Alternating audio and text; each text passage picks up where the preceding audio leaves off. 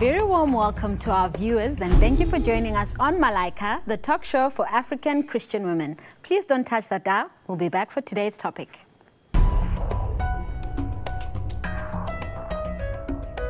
So today we kickstart the show with the topic couples living with in-laws, and I'm joined by my beautiful co-hosts, Auntie Zods and Jackie, as well as Mama Audrey. Thank you for always being with us, Mama. Such a blessing, Rose. And we also have special guests with us that we'll meet later on in the show. But before we continue, we'll go into Jackie's overview.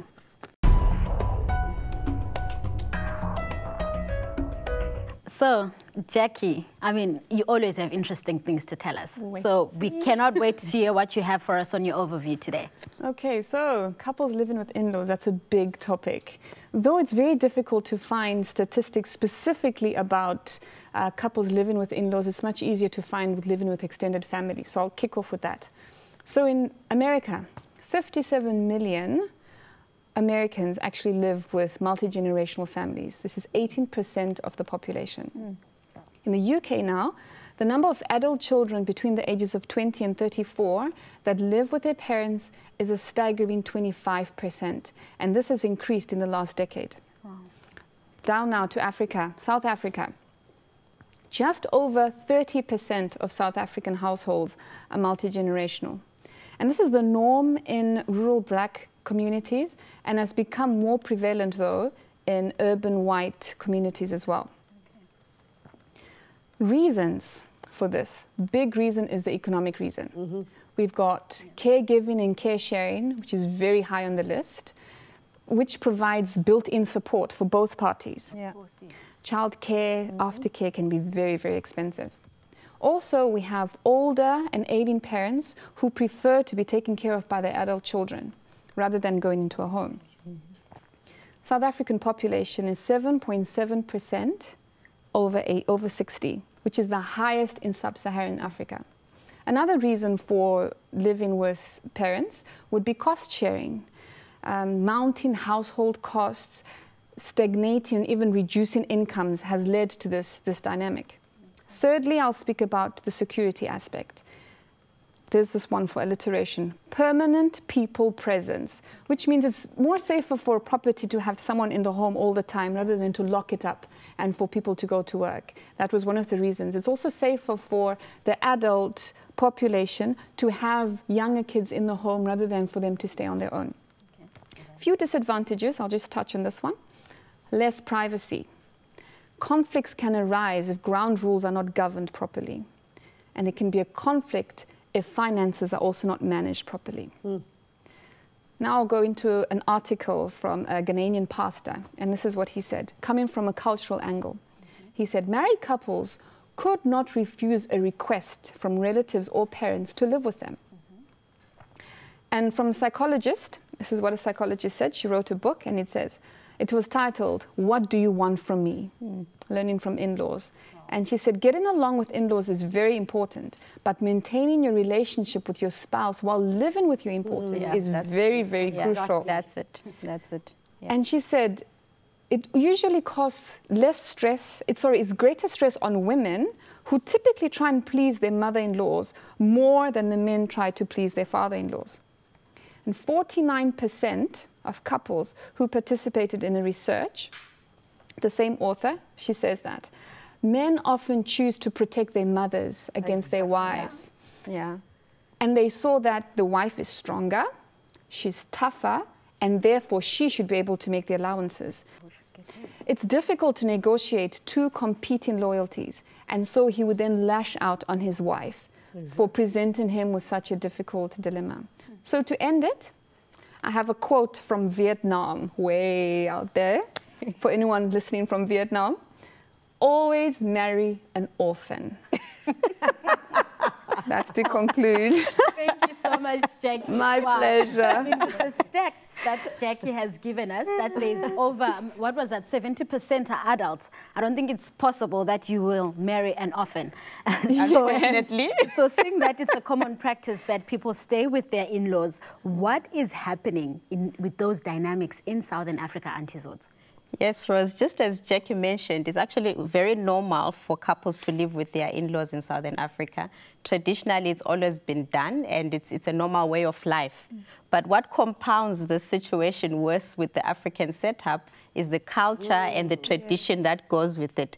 And especially when you're dealing with mother-in-law and daughter-in-law relationships, those can be toxic, they can be... Sparkles. Exactly. It's not an easy relationship to deal with. And like some sisters would say, it's an in-law or an outlaw, depending on how mother-in-law behaves herself. So because of that, it makes it very difficult for the relationship to be relaxed, to be natural, to be a mother-daughter relationship in most cases. And that's because, for example, an in-law, daughter-in-law cannot go around with her head uncovered. She always has to have something to cover her hair as a sign of respect. She's not free to wear trousers in the presence of her in-laws. So all these rules and regulations make it very difficult for her to be herself. It doesn't help. It makes it, yeah. No, and then secondly, there's a different way of dealing with a daughter-in-law and a son-in-law. Okay. When a son-in-law visits a family, it's a big thing. He's accepted, and the big cow is killed for him, and he's honored. Okay. Then the minute a daughter-in-law arrives, wow, now the servant has come. She's going to wash for us, she's going to cook for us. And even in a setup where there are other children in the house, as long as the daughter-in-law is there, she does everything. Wow. And she's expected... She's taking over from the mom. From everybody. And the family sees it as a blessing. She's going to come and cook for us, which is true. But sometimes it leads to abuse. Okay. And to a point where she doesn't feel she's really being valued as a woman. And those are the things that she has to face. And that's where husbands come in, which more often it's difficult for some to stand up to their family and say, please don't do this to my wife, or they are the ones who can actually speak on her behalf, because she herself doesn't have the voice to say, I'm not happy with this, I can't do this. But her husband can, and that's where husbands can be sensitive and support. So these are the things that make it very difficult for this relationship to just be at ease. Okay. So Auntie Zods, having said that it's always better if the husband then speaks for the wife because he's got more ground. We'll then go over to you, Mama Audrey. The Bible says a man must leave his home and cleave to his wife. What does that mean? Yes, Rose, the question is very clear. It means it means what it says. The husband, the man, must leave the authority of his parents, and now he will come under the authority of Christ. Now he's accountable to the Lord, and the wife now comes under his authority. So now there's no interference between that relationship of the husband and the wife, because now it's come into the order of the Lord. So the Lord knew when he created marriage, that this is so important. If we look, ladies, at the statistics of divorce, even among Christians today, even among pastors, it's quite alarming. Something is not working. Exactly. But obviously, we've got to stick to the manual, to the instructions. Exactly. Yes. But as we heard, for economic reasons, for many reasons, things are different today. But we'll have to definitely mention some things that boundaries will have to be very clear. But I mean, Mama, as you mentioned, there's so many reasons why couples end up staying with their in-laws. I mean, she mentioned them, and Auntie Zods mentioned them. So you were about to mention boundaries there. So now there will have to be boundaries set in this situation. Definitely. How do those couples do those healthy boundaries when we know there's conflict, when we know sometimes the woman doesn't have a voice? How can they do that? We heard many reasons. First of all, we know the biggest problem is mother-in-law and daughter-in-law. Yeah. That's the main issue. And as we heard Jackie and Zodwa, the husband must take his place. Exactly. Yes. He's the one there to protect his wife. And if things are going to be that way, things must be very clear before they even get married. That, Mama, I love you, with everything, with all my heart, but now I've got my wife, and please don't interfere in our marriage. And if she does, in love, he must be able to speak to his mother, but he must take the side of his wife. Okay. It's just like when you raise up kids. It's impossible that the mother says yes and the father says no. Okay. Even if the mother is wrong in saying yes, you say yes and then you sort yourself between yourself. Exactly. But there must be one voice. That's it. And that is, I think, a key issue is the way the mother-in-law feels. She is allowed. Okay. Yes. And she has the freedom to interfere and not to respect the wife or the son. Okay. And that is something that is, I believe, a real problem. Because if they each, you've got to live in the same house, have your own kitchen, have your own privacy, you know, live your life. Don't come and join the life of the family of your husband. You come and live your life. It's like when we are Christians, we don't add Christianity to our life. It's another life. It's a lifestyle. Now my wife, I've got to have my privacy, if it's a little room, a little balcony, a little corner to be able to cook, but let us be totally, as much as possible, independent. And I think that would avoid many problems, and also I think we must endeavor to keep a good relationship with our in-laws, with our family, and living together, if these boundaries are not set, is going to end very badly. Well, today we have very special guests who actually show us the other side of it, where it's the mom of the girl that they're staying with. But let me not get into the details, and we'll have them share that with us. So we have Peter and Claire Jacobs all the way from Harare, Zimbabwe, in the studio with us today. So we will go right into it. So Claire, how did you actually come about the decision? Because, I mean, she's your mom and an in-law to Peter. How did you get to the place of being comfortable having to have her in your home? Well, the in-law in question is his in-law. It's my mother. So we had our son. He was about 2 years old, and it was difficult to get a childminder that you can actually trust to leave your son with, seeing as we both go to work full-time. And so my mom was available, and she had been in my son's life from the time he was born. She's the one who was there to help us to juggle parenting and all that. So at the time it was the best decision because it was going to benefit us with our son.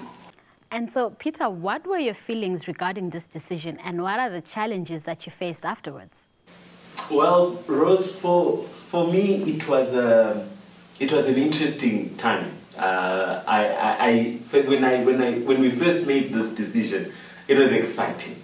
It was exciting to know I've got a mom-in-law, someone who will take care of me, who will take care of our son, who will take care of us as a family. Yeah. So she was coming in as a support, and I was happy, I was thrilled for that. And when she came in and she started living with us, I then quickly realized I actually bit more than I could chew. It was a struggle, because now there were some boundaries I wasn't allowed to cross. I was in my home. This is my house that I think I am. And now all of a sudden I'm not allowed to be in the same room with my mom-in-law. I am not allowed to eat in the same room with my mom-in-law. I'm not allowed to sit at the same table with her. Every time I meet her in my house, I am told I have to wear a jacket. So for me, the tradition part of it, I didn't bargain for. I didn't actually expect that was going to come in. So it was really a struggle when we started living with her. And so, Claire, now there's Peter on one side and there's your mom on the other side, and you caught in the middle. How did you actually cope with all of that? I was caught between a rock and a hard place, because on one side I had my mom to obey, I had a husband to be submissive to, and a son to be responsible for. So now, with cultural differences also, my mom expected Peter to wear a jacket, and I couldn't go against her, but I seriously thought it wasn't necessary for all that. She didn't want to eat in the same room with him, like he mentioned, and for me, I thought really it's really something that we can go past. But at the same time, I couldn't go to her and explain those things because she would have thought maybe Peter is being disrespectful. And there are things, sometimes she wouldn't be happy with Peter and she would come to me. And now I was caught in the middle. Same applies with Peter. He would come with a complaint to say he's not happy with something that concerns my mom. But I didn't know how to handle all that.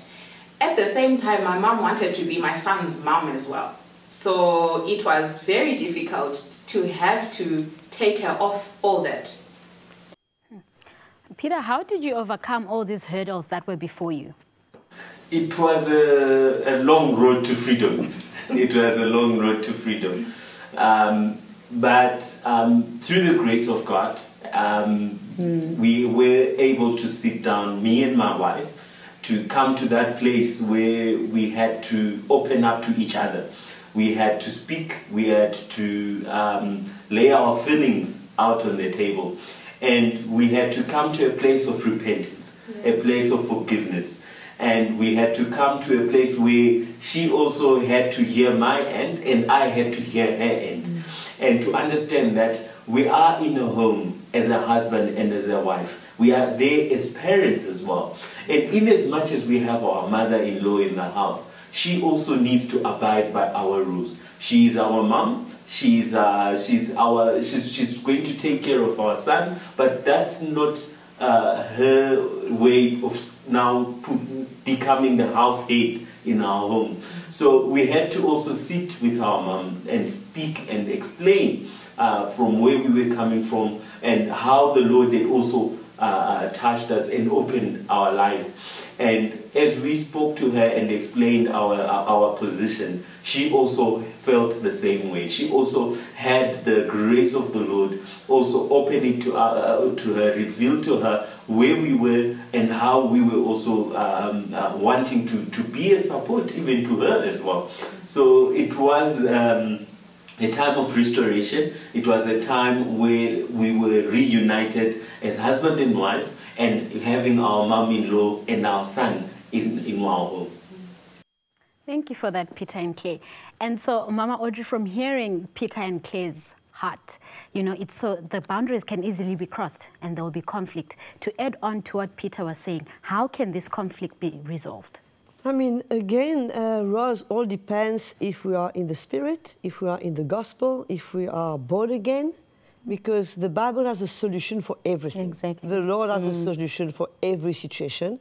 Everything can be resolved like they did. They sat down in a right spirit and they opened their hearts and shared, and each must have been willing to take the responsibility and say, okay, I was wrong there. And in that spirit, everything can be solved. Yeah. But there must be willingness on both sides. Okay. And there was just the mother. There were three, but sometimes it's more than three. Yeah. So if there is a desire to bring reconciliation, there's a desire. If both sides don't like what's happening, they don't like the atmosphere of the house, and they realize that they want something to happen, there is no reason why they can't sit down and address whatever needs to be addressed. Forgiveness can flow, love can flow again, and you know, that's a normal thing that can happen in any situation, not only in a home with in-laws, but in any situation, as any conflict should be solved. Exactly. Exactly. I would like to go over to you, Auntie Zods. Earlier, you touched a bit on the animosity between mother-in-laws and daughter-in-laws. To what extent is that actually real when you speak to people on the ground in Southern Africa? Yes, Rose, on the ground, speaking to a few ladies, they really go through difficult times. I'll give you an example of a lady, typical example, because they're living in mother-in-law's home. When her husband comes home from work and he's bought groceries, mother-in-law is the first to dig into the bags, check what's inside and what's for me and what's not for me. And if there's nothing for her, she's not happy. So that interference is constantly there. And also one of the biggest things also is the criticism, the words that are spoken, like comparison. My son doesn't eat like this. My son, you must fry for him like this. His shirt must be ironed like this. So she's often feeling judged and criticized and put down. And I think that's where mothers-in-law somehow if their hearts could be reached, to see how they are hurting their daughters, because she loves him. The family. And the family, exactly. She loves her son, she wants to serve, and she's probably open to her mother-in-law, but all she gets is criticism all the time and comparison. And the trouble is that it might end up in divorce. Because of those Because, things. you know, that's not fair. Again, I think the husband is responsible. And it's important that the husband takes the side of his wife, and he should not allow that. Yeah. But once again, we won't say it enough, things must be clear before. Yeah. Because when you get into the situation, it's too late.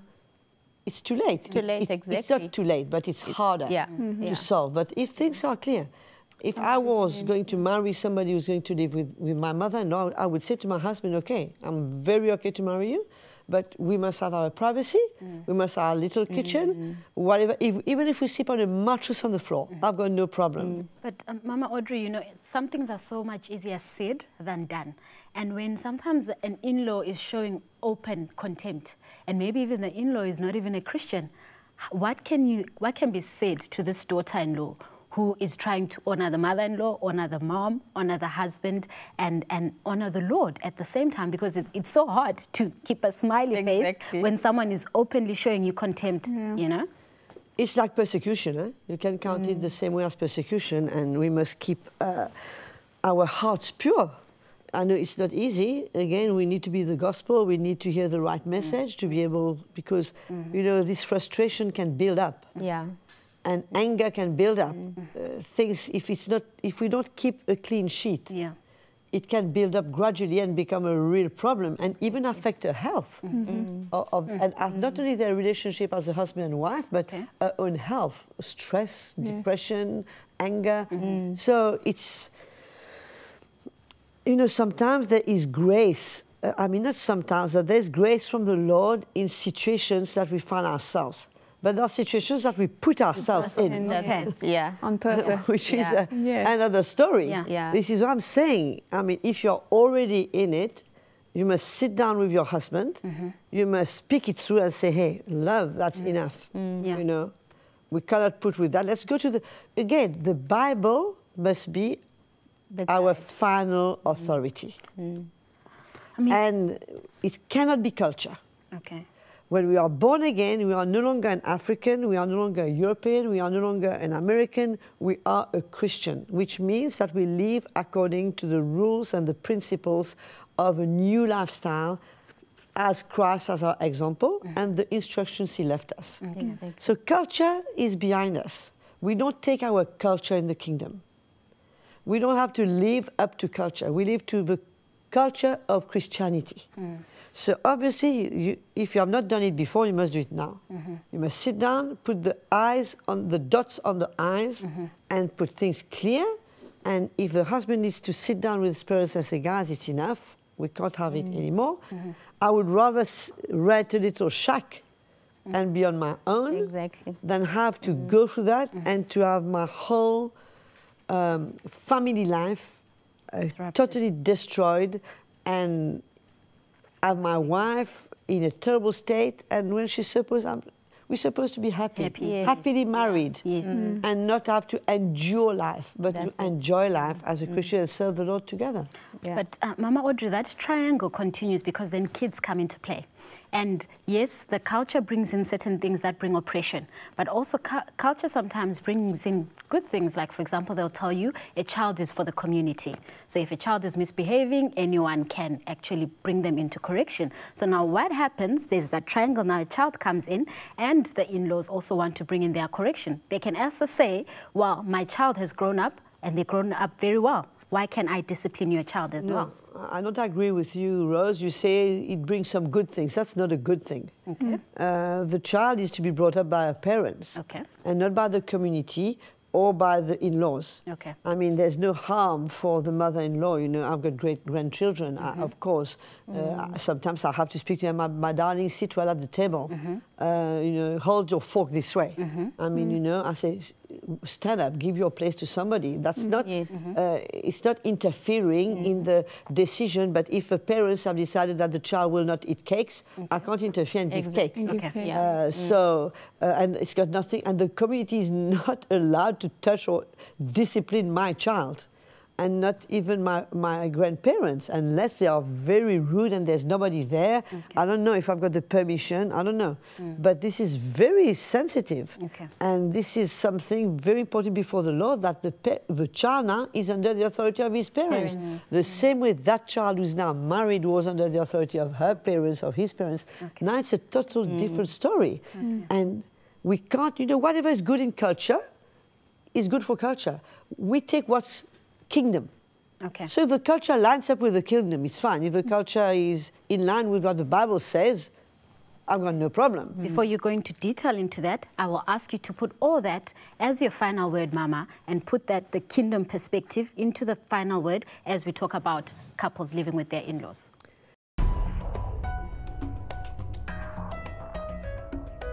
So we need to know that, first of all, if we are Christians, because this is the whole idea, and even if we're not Christians, that's not the best thing, is to live with the in-laws. But if we do have to live with the in-laws, let us protect our couple. It's like a little egg that's just going to be born and going to hatch. You know, let's give it the chance to take root.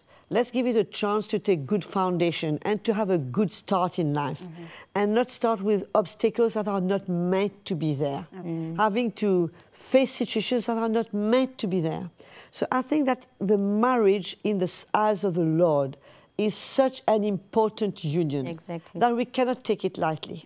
God has intended marriage for a man and a woman to be happy together, to create a family, and the heart of the Lord is a great plan in marriage. It's not supposed to become hell for anybody. Wonderful. Thank you for that, Mama Audrey. On that note, we will end it here, and thank you for your input. Thank you, Auntie Zods and Jackie. And to all our viewers, thank you for being with us today, and we hope you will join us again soon. Follow us on YouTube, Facebook, and Instagram. We like to hear from you. God bless, and bye-bye. Thank you so much for joining us on the program today. We were very happy to have you, and we've got lots more interesting topics to discuss on Malaïka. But to stay up to date, you need to subscribe, as on the bottom of the screen. Just click that button, to stop me from talking. Click it, and see you soon.